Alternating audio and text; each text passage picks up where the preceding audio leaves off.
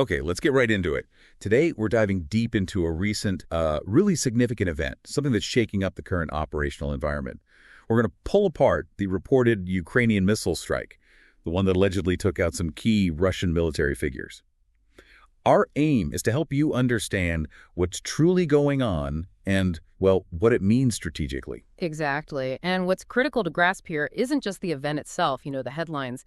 It's the hard truths it reveals, truths about current tactical capabilities and the strategic chessboard. Think of this as an unvarnished intelligence brief.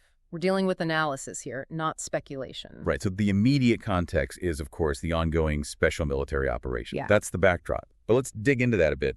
How does this particular strike, targeting these specific fans, go beyond just a tactical hit? How does it reflect a broader strategic aim for Ukraine? Well, this strike, as it's been reported, it represents a continued, quite deliberate effort to disrupt command and control, C2.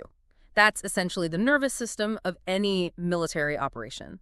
How orders flow, how decisions get made, targeting high-value personnel, specifically Colonel Sergei Ilyin, who commanded the Pacific Fleet's 155th Guards Naval Infantry Brigade, and Navy Deputy Commander Mikhail Gudkov. That's not random, not at all. It signifies a calculated strategy, decapitating leadership within that specific battle space. And the location, Kursk region, near Koronevo. That's quite deep inside Russia, isn't it? It is, and that location is equally telling. It underscores the, let's say, evolving reach and the precise intent of these Ukrainian operations. They're showing they can strike deep. Okay, so we understand the strategic thinking, disrupt C2, target key leaders, demonstrate reach. But let's get down to the specifics on the ground to really grasp the impact. Who exactly was targeted, and what does their presence there in that location tell us about the operational landscape? For both sides, really. Right. The reported presence of a brigade commander, Colonel Ilyin, and a deputy Navy commander, Major General Gudkov, at what's called a command post in Kursk. It suggests a forward operational footprint. They were likely managing forces, either engaged in defensive ops or maybe supporting activities closer to the front lines.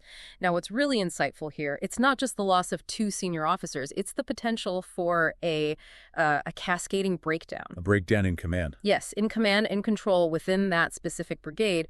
We're talking of the 155th Guards Naval Infantry. An elite unit, President Putin himself credited them for repelling an incursion back in August. So, the reported loss of both Ilyin and his predecessor, Gudkov, who'd only been promoted in March in the same alleged strike, that creates a significant leadership vacuum, a big one. This kind of simultaneous decapitation strike, if it's confirmed, isn't just about replacing personnel. It's more than that. Much more. It's about undermining trust internally, potentially delaying critical battlefield decisions. It even impacts future assignments. Other high-value personnel might now think twice about co-locating, about command post security. It severely degrades a unit's decision-making cycle. And morale, definitely morale. That's a really significant point about leadership continuity, especially for a unit designated elite. But how quickly can Russia typically backfill these kinds of roles? Experienced commanders aren't just waiting on a shelf, right? What does this mean for the immediate future, the operational effectiveness of this brigade? Well, replacements can always be found on paper, but experience, trust, unit cohesion built under that specific leader, that isn't built overnight. The immediate future for that unit would certainly involve significant disruption, reorganization, establishing new command relationships under pressure. Now, let's shift focus slightly. Let's talk about how this alleged strike could even happen. The core report is a Ukrainian missile strike. What does that tell us about the tech, the capabilities influencing this battle space right now? Yeah, the how is crucial. A missile strike hitting a command post implies some pretty sophisticated ISR.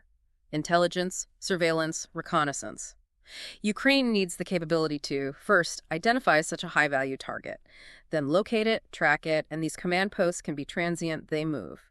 This likely involves a mix, maybe human intelligence, signals intelligence, certainly drone surveillance is playing a role across the theater, and the precision required, hitting a specific command post, suggests advanced guidance systems, perhaps satellite-aided, GPS, or similar. So not just lobbing a missile in the general direction. Absolutely not. While we don't know the specific missile system reported here, the success of such an alleged strike, possibly against a hardened or concealed location, points to a potent combination. Robust intelligence gathering fused with effective long-range precision fires. This isn't likely a lucky shot. It suggests a developed, mature capability. Okay, so we've covered the tactical hit, the leadership impact, the technology enabling it. But incidents like this, especially deep inside recognized Russian territory, they always send ripples further out. What are the broader geopolitical implications here? How does this play out internationally, diplomatically? Well, the reported strike inside Russia, targeting senior military leadership, it's a clear demonstration. Ukraine showing persistent offensive capability and the intent to use it, extending the conflict's reach. Geopolitically, look at Russia's response. The Defense Ministry confirmed Major General Gudkov's death.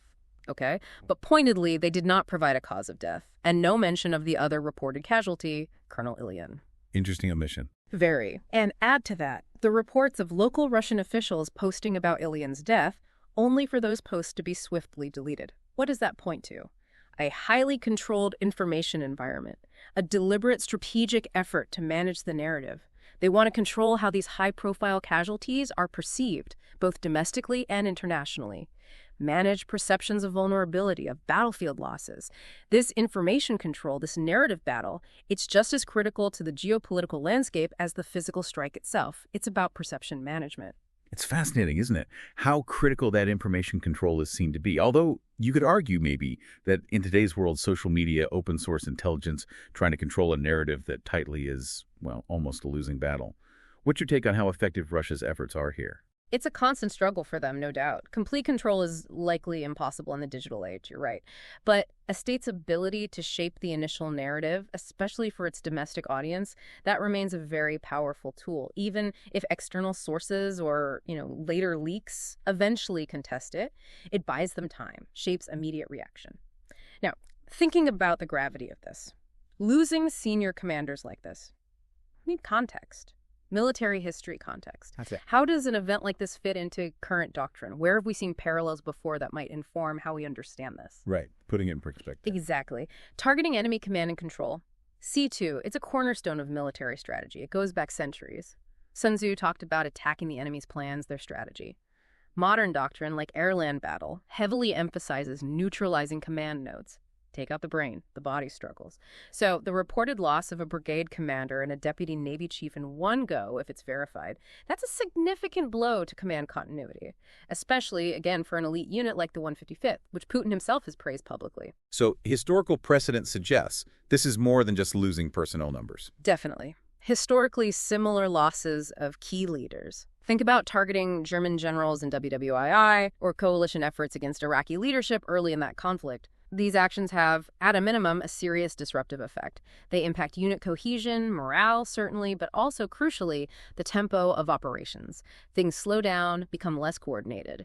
This incident, it really highlights the enduring need to protect your own command nodes and the critical vulnerability when senior leaders are co-located and then successfully targeted. It forces a rethink of command post security, dispersion, redundancy. Okay.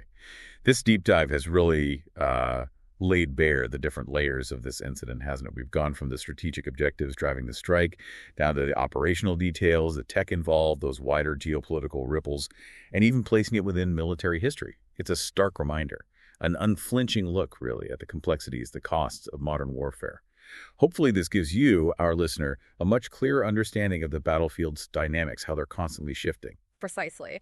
And as you process all this analysis, here's a final thought, a critical question maybe to consider. Given this ongoing battle for information, where official statements clash with other reports, where things get deleted, how will this specific type of information warfare running parallel to the kinetic strikes shape future strategic and tactical responses, not just for Russia or Ukraine, but for how we all understand battlefield realities going forward in this very protracted conflict? What does it mean when the narrative itself is a contested space?